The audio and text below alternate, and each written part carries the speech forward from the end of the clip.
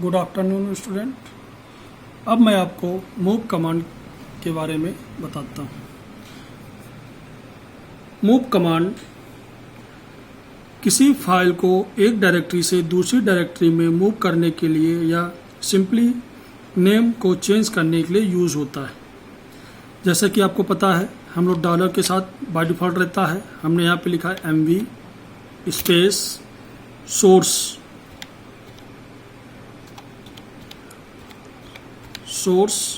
File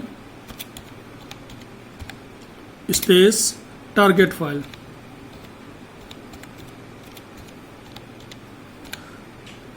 source file क्या है? Source वह स्थान है जहां पे हमको फाइल उपस्थित है और टारगेट वह स्थान है जहां पे हमको फाइल को ले जाना है। जैसे मान लीजिए MP डायरेक्टरी में M1 नाम की कोई एक फाइल है, उसको मूव करके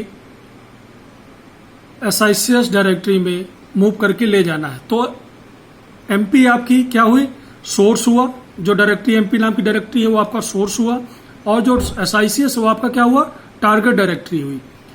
अब जब हम फाइल F1 को या M1 कोई भी फाइल है उसको मूव करके ले जाते हैं तो मूव के लिए कमांड है MV source file name M1 space target file name. अब यदि हमको दूसरी डायरेक्टरी है तो उसका पूरा पाथ आपको लिखना पड़ेगा। यदि आपके MP डायरेक्टरी में ही है तो डायरेक्टरी का नाम और फाइल का नाम दे देंगे। यदि हमने डायरेक्टरी का नाम नहीं दिया, सिर्फ फाइल का नाम दिया तो क्या होगा? फाइल को किसी एग्जिस्टिंग डायरेक्टरी में उसी नाम से या किसी भिन्न नाम से मूव किया जा सकता है। जब फाइल उसी डायरेक्टरी में जिसमें वह उपस्थित है मूव की जाती है तो वह आप क्या कहलाता है? रीनेम कहलाता है। जैसे MP फाइल में डायरेक्टरी आपकी M1 है, हमने MP फाइल डायरेक्टरी में ही M1 को मूव किया तो फाइल का नाम टारगेट फाइल के रूप में दूसरा दिया, हमने F2 दे दिया तो क्या होगा? M1 वहां से डिलीट हो जाएगी और क्या हो जाएगा? F2 हो जाएगी। मीन्स फाइल का रीनेम हो गया।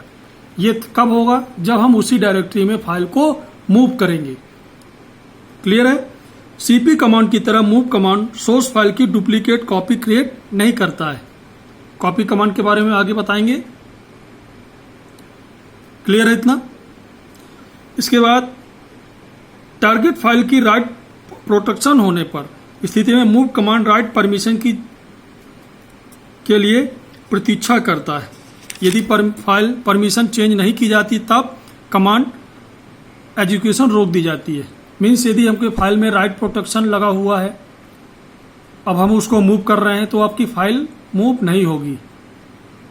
3 परमिशन आपको बताई थी, रीड, राइट और एग्जीक्यूट। तीनों परमिशन फाइल में होनी चाहिए, रीड की भी, राइट की भी और एग्जीक्यूट की भी। यदि राइट परमिशन उस फाइल में नहीं है तो वो फाइल आपकी मूव नहीं हो सकती। क्लियर है? इसी प्रकार यदि हमको डायरेक्टरी में किसी दूसरी डायरेक्टरी में कॉपी करना मूव करना है तो उसका क्या करना पड़ेगा? हमको पूरा पाथ देना पड़ेगा।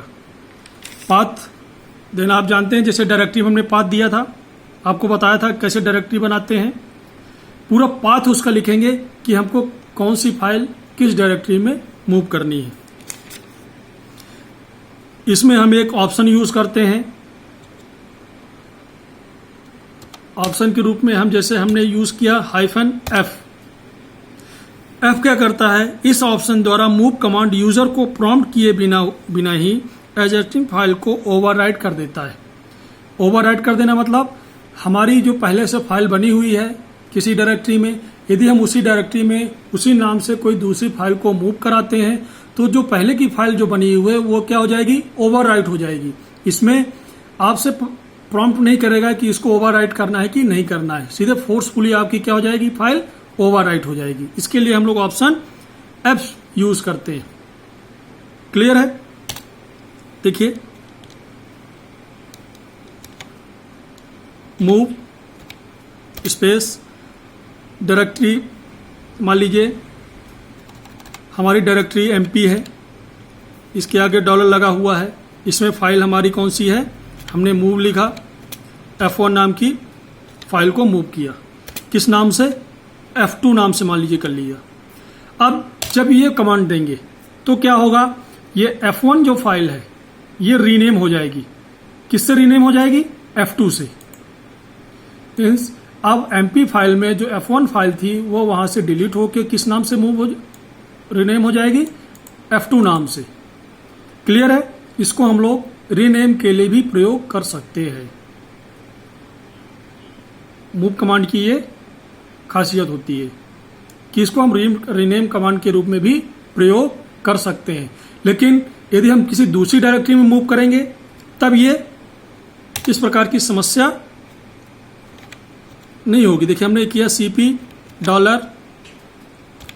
$MB, मान लीजिए F2 फाइल है, इसको किसी दूसरी डायरेक्टरी मूव करने के लिए, जैसे SICS डायरेक्टरी है, फिर हमने इसको S1 से किया। अब ये ओवरराइट नहीं होगी। क्या होगा? F2 फाइल मूव होकर कहाँ चली जाएगी? SICS डायरेक्टरी में। किस नाम से? S1 नाम से डायरेक्टरी में मूव हो जाएगी। क्लियर है? कल मैं आपको CP कमांड के बारे में बताऊंगा।